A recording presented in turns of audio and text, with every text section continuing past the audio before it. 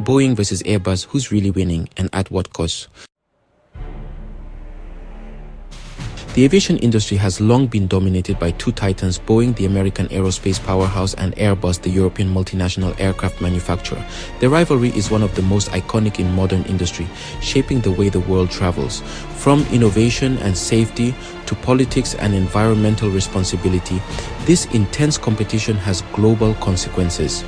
But in the ongoing battle for supremacy, who is really winning and what does it cost the industry, governments, and passengers alike? Origins of a rivalry. Boeing, founded in 1916, enjoyed near monopoly status in commercial aviation for decades. With aircraft like the 707, 737, and 747, Boeing defined air travel in the 20th century. However, Airbus entered the industry in 1970 as a European collaboration between France, Germany, Spain, and the United Kingdom. Its goal was clear: to challenge United States dominance in the skies. Over the years, Airbus grew rapidly, thanks in part to government subsidies, a wide product range, and bold innovation, such as the A320, the world's first commercial fly-by-wire aircraft. Boeing responded with improved versions of its classic aircraft, like the 737, and developed the Dreamliner 787, known for its fuel efficiency and passenger comfort. So, when we talk about market share and sales, one way to measure winning is, well, through market share itself. As of 2024, Airbus actually holds a slight edge, having delivered 735 commercial aircraft in 2023 compared to Boeing's 528. The gap really widened after Boeing's 737 MAX crisis, which severely damaged its reputation and financial standing. For Airbus, the grounded MAX was a huge opportunity to gain dominance with the A320neo, that's its rival to the MAX, which quickly became the best-selling aircraft in its class. However, Boeing still holds a stronger position in wide-body aircraft. The 777 and 787 series are just more popular in long-haul fleets than Airbus's A350 or the now-retired A380 Super Jumbo. Airbus's attempt to redefine long-haul luxury with the A380 kind of failed, honestly, because of changing airline needs, rising fuel prices, and the shift to point-to-point travel over those old hub-and-spoke models. Now, let's talk about innovation versus crisis. Both companies have really driven significant technological advancements. Airbus pioneered things like digital cockpits, composite materials, and better fuel efficiency. Boeing, on the other hand, pushed for lightweight construction, passenger comfort innovations, and new engine technologies.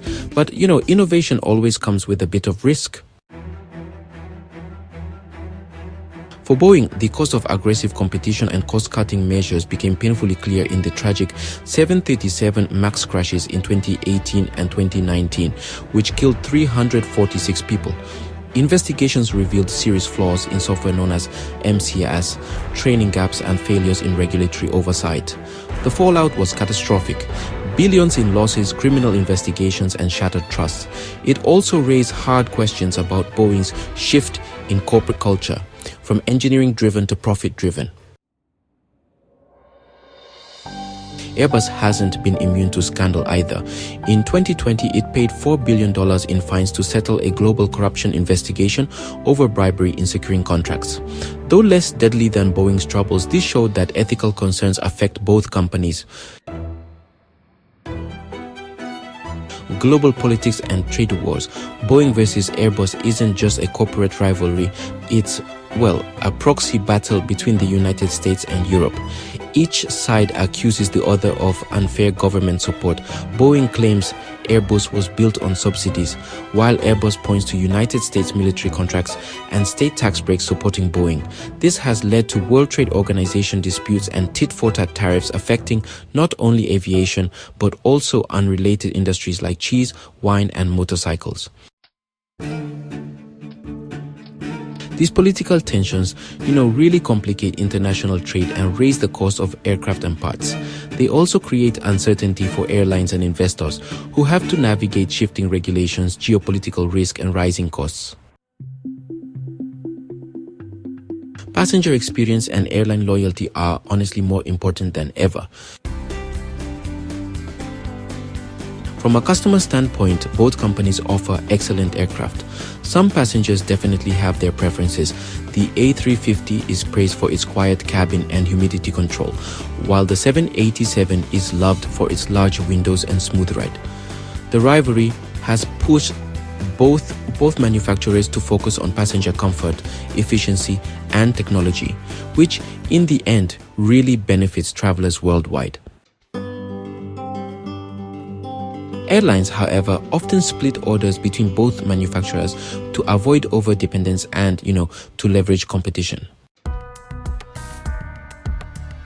This means that the winner in the skies is often not defined by one aircraft model but by business relationships, after-sales support, and honestly, financing options.